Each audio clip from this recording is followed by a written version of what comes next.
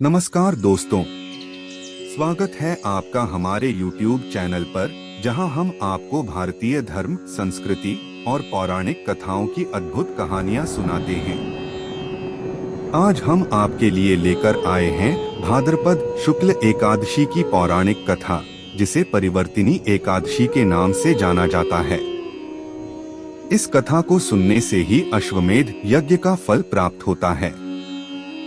तो चलिए जानते हैं इस अद्भुत कथा को। युधिष्ठिर कहने लगे कि हे भगवान, भाद्रपद शुक्ल एकादशी का क्या नाम है? इसकी विधि तथा इसका महात्म्य कृपा करके कहिए। तब भगवान श्री कृष्ण कहने लगे कि इस पुण्य, स्वर्ग और मोक्ष को देने वाली तथा सब पापों का नाश करने वाली उत्तम वामन एकादशी का महात्म्य मैं तुमसे कहता हूँ, तुम ध्यानपूर्वक सुनो। यह पद्मा परिवर्तिनी एकादशी जयंती एकादशी भी कहलाती है। इसका यज्ञ करने से वाजपेय यज्ञ का फल मिलता है। पापियों के पाप नाश करने के लिए इससे बढ़कर कोई उपाय नहीं।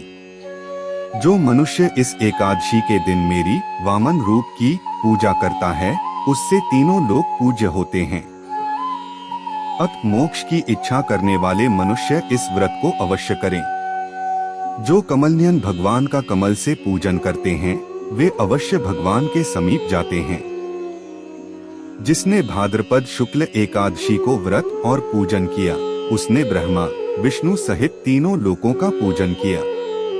अत हरिवासर अर्थात एकादशी का व्रत अवश्य करना चाहिए। इस दिन भगवान करवट लेते हैं, इसलिए इसको परिवर्तिनी एकादशी भी कहते हैं।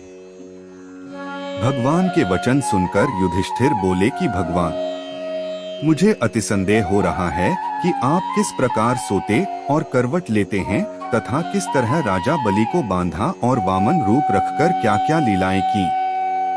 चातुर्मास के व्रत की क्या विधि है तथा आपके शयन करने पर मनुष्य का क्या कर्तव्य है, सो आप मुझसे विस्तार से बताइए। श्री कृष्ण कहने लगे कि हे राजन, अब आप सब पापों को नष्ट करने वाली कथा का श्रवण करें। त्रेतायुग में बलि नामक एक दैत्य था। वह मेरा परम भक्त था। विविध प्रकार के वेद सूक्तों से मेरा पूजन किया करता था और नित्य ही ब्राह्मणों का पूजन तथा यज्ञ के आयोजन करता था।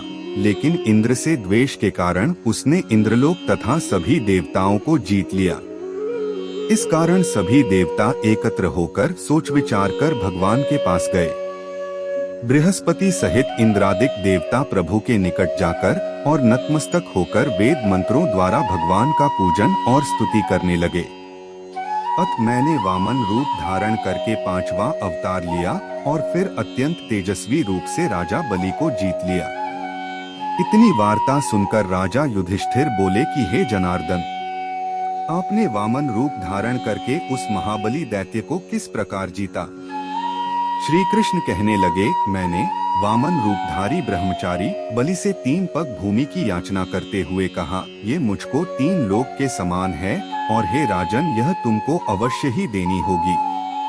राजा बलि ने इसे तुच्छ याचना समझकर 3 पग भूमि का संकल्प मुझको दे दिया और मैंने अपने त्रिविक्रम रूप को बढ़ाकर यहाँ तक कि भूलोक में पद, भुवरलोक में जंघा, स्वर्गलोक में कमर, महतलोक में पेट, जनलोक में हृदय, यमलोक में कंठ की स्थापना कर सत्यलोक में मुख, उसके ऊपर मस्तक स्थापित किया।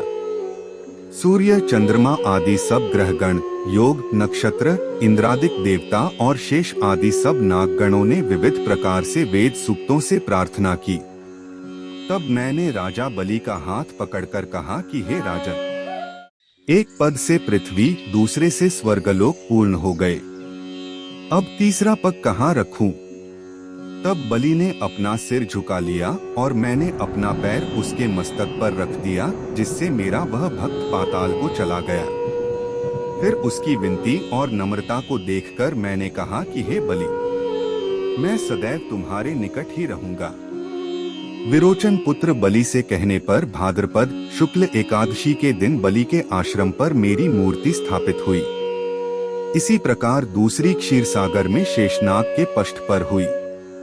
हे राजन, इस एकादशी को भगवान शयन करते हुए करवट लेते हैं, इसलिए तीनों लोकों के स्वामी भगवान विष्णु का उस दिन पूजन करना चाहिए। इस दिन तांबा, चांदी, चावल और दही का दान करना उचित है।